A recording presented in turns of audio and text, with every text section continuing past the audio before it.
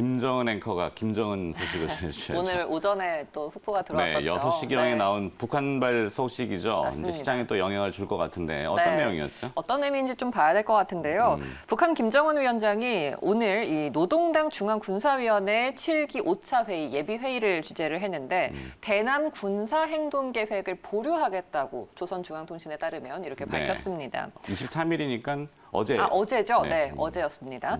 원래 이전에는 북한 군 참모부가 금강산 개성공업지구에 군대를 전개하고 또 네. 비무장지대 초소에 진출을 하고 뭐 접경 지역에 군사훈련을 하고 뭐 대남 선전을 하겠다 이런 이야기가 나오면서 남북 관계 긴장을 불러 일으켰었는데 네. 이게 이제 김여정의 지도하에 이렇게 됐다라고 전해졌었는데 네. 김정은 위원장의 어제 이러한 소식은 또 상반되는 소식이어서 악역과 착한 역할이 따로 있는 건지 남매 간에 어떤 이야기가 있는 건지 좀 궁금하더라고요. 내용을 좀 들여다보면은 김여정 부부장은 2인자죠. 네. 2인자가 나서서 모든 것을 주도했잖아요. 그렇죠. 근데 그것을 1인자가 나서서 이제 덮었습니다. 1인자가 등장한 것은 이번이 네. 최근에 처음이죠. 예비회의를 연 것도 집권 이래 처음이에요. 그렇죠. 이 군사 행동을 하기 위한 그 예비회의의 그 위원장이 바로 이제 김정은 위원장인데, 일단 보류한 것은 넘버1에 대한 존재감을 내비치는 거고, 중국에서 이미 북한 쪽으로 쌀 지원이 들어갔어요. 식량 지원이 한 100만 톤이 들어갔기 때문에 한숨을 돌린 네. 거죠. 남쪽 우리한테 뭔가를 또 요구하는 것도 있고, 결국에 궁극은 트럼프 대통령한테 보내는 메시지겠죠. 7월 4일이 미국의 독립기념일입니다. 네. 그때까지는 시간이 좀 남아 있고, 그다음에 10월 10일, 올해 10월 10일이 북한 노동당 창건 70주년이에요. 대규모의 군사 퍼레이드를 지금 준비하고 있어요. 그러니까 김정은 국방위원장이 한 저 얘기는 당분간은 짧게는 그 긴장감이 낮아질 수 있지만 계속 유지가 되는 형태다. 이렇게 봐야 되는 게 맞겠죠. 일단은 보류다. 그렇죠. 일단은 잠시 보류죠. 네. 그리고 지금 대남 쪽으로 전단을 살포하려고 했는데 마침 장마가 올라오는 바람에 맞아요. 네, 뛰어봐야 안 내려오거든요. 네, 그런 것도 좀 있어요. 그래서 뭐 남북 경협주의 로딩이 지금 자꾸 이렇게 나오는데 방산주, 경협주 사실 이어지는 내용이긴 합니다. 네. 테마로 할 거냐, 트렌드로 할 거냐 내용을 좀 보게 되면은 사실 이 테마, 모멘텀 아니면 이벤트 이렇게 표현하죠. 잠시 잠깐 뭔가 등장을 해요. 근데 이것은 휘발성입니다. 금방 증발해 버린다는 그쵸. 얘기죠. 네. 그러니까 오늘 또 이 북한발 재료가 등장했지만 경협주가 광분할 거냐? 그건 아니에요. 시세는 나올 수 있는데 거기에는 실이익이 별로 없어요. 그 방산주도 마찬가지였고, 그러니까 그런 트렌드를, 그러니까 테마를 쫓게 되면은 자칫 잘못하면 엉키는 거죠. 그러니까 제가 드리고 싶은 말씀은 시세는 시세지만 여기에 집중할 필요 없고 실제 만약에 군사적인 행동과 뭔가 큰 변화의 트렌드가 발생하게 되면은 외환 시장이 즉각 반응합니다. 근데 지금 역외 환율 같은 경우는 별 준동이 없어요. 네. 네. 그래서 트렌드 자체는 지속성과 추세성을 가지고 있어요. 그래서 네. 트렌드를 쫓아야 되는데 트렌드는 사실 소부장에 있습니다. 소부장이요. 네. 네, 소재 부품 장비의 국산화는 필연적 숙명입니다. 사실 남북 간의 대치 상황도 이번에 존 볼턴 국가안보보좌관 전 네. 회고록이 나왔지만 일본의 얘기가 많죠. 맞습니다. 네, 일본과는 어쩔 수 없는 숙명이에요. 네, 그래서 이 소부장의 국산화가 사실은 트렌드다. 테마는 저쪽에 뭐 남북 경협, 뭐 군사적인 얘기, 그리고 또 뭐 잠깐 올라오는 것들이죠. 그렇죠. 네. 사실 2차 전지나 수소차도 그냥 테마예요. 2차 전지 관련주들 수익성 지금 안 나옵니다. 숫자가 안 나와요. 실익이 안 나온다는 얘기죠. 근데 소부장 관련된 기업들은 1분기도 괜찮았고 2분기에 본격적으로 수익성이 나오기 시작하고 3분기, 4분기까지도 수익성이 나와요. 그럼 수익성이 나오면은 기관 투자자들은 그냥 담게 되어 있습니다. IT 케미칼하고 오세이라고 하는 투명 접착 테이프 물질인데 이것이 일본이 거의 주도를 하고 있어요. 그래서 이런 분야들은 국가 전략 산업으로 키워서 트렌드로 가져가야 된다. 네. 잠깐의 뭐 이 얘기했는데 또 경협주로 부어 오늘 난리 경협주가 나면은. 또 어떻게 될지는 문을 열어봐야 될 것 같습니다. 네, 하여튼 평가는 그렇으니까 네, 하는 네. 것만 아시면 될 것 같고. 트렌드를 계속해서 우리가 가져가는 거는 맞는 거죠. 네. 다음 화면 볼게요.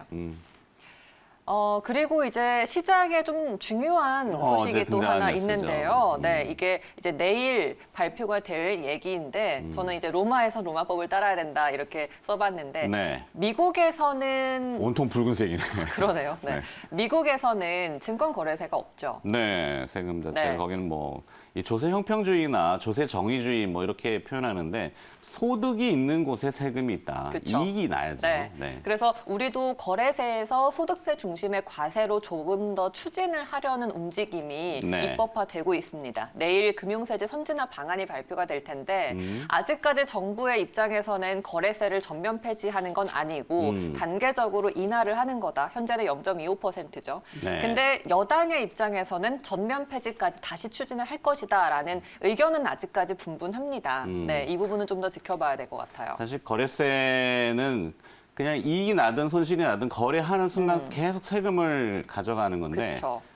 투자자 입장에서 보면 삥 뜯기는 느낌이거든요. 많이 정확한 움직일수록 표준은 아니지만, 세금을 내니까요. 네, 시청자들을 대변한다면 그런 의미가 그쵸. 있을 거예요. 내가 수익을 냈는데 그 파이에서 세금을 떼어가는 거는 정당할 수 있죠. 그쵸. 근데 이렇게 거래를 작게 했다고 해서 세금을 떼어가는 그런 현행 제도에선 어느 정도 개선은 필요할 텐데 문제는 거래세와 소득세가 공존을 하게 되면은 이중과세 논란이 인다는 거죠. 맞아요. 네. 그래서 이 부분에 대해서 아직까지 찬반 양론이 좀 뜨거운 상황입니다. 이 전체 흐름의 맥락이 뭐냐면 기재부의 입김입니다. 네. 기획재정부에서 결국에는 재정이 지금 로스가 났단 말이에요. 세수가 부족한 거죠. 맞습니다.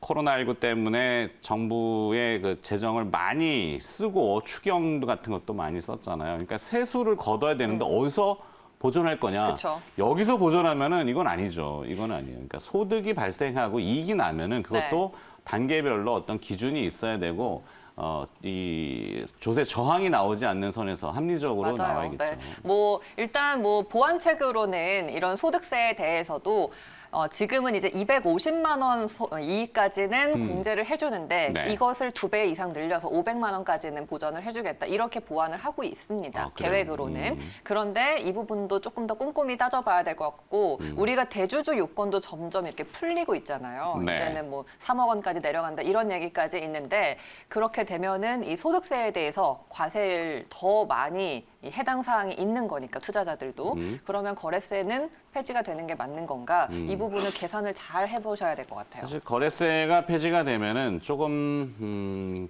글자 그대로 거래세이기 때문에 거래가 활발해질 수 있어요. 근데 그렇죠. 이게 단기적으로. 긍정의 측면과 부정의 측면을 동시에 가지고 있는데 네. 긍정적인 거는 거래 활성화고 부정적인 거는 단타가 이제 더 네, 심해지는 단기 거죠. 트레이딩이 많아지겠죠. 네, 하이 프리퀀시 트레이딩이라고 하는 것도 네. 초단타 막 하고 그다음에 테마를 추종하는 앞서 네. 우리가 테마냐 트렌드 얘기했잖아요.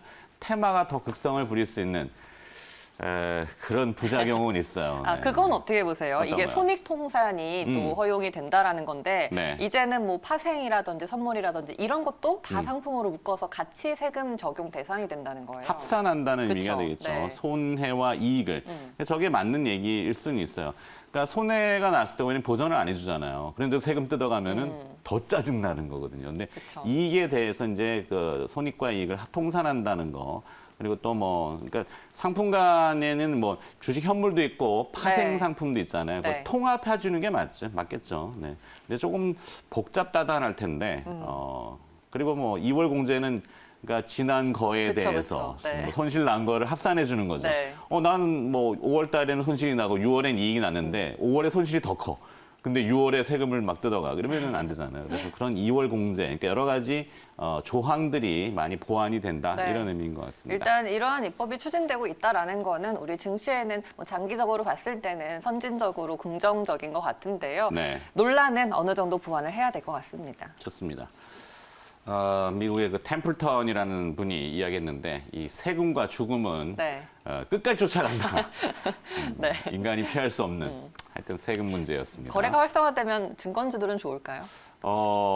그건 고민을 좀 해봐야 되는데. 네. 한번 봐야겠어요. 네. 알겠습니다. 자, 김정은 앵커가 수고해줬습니다.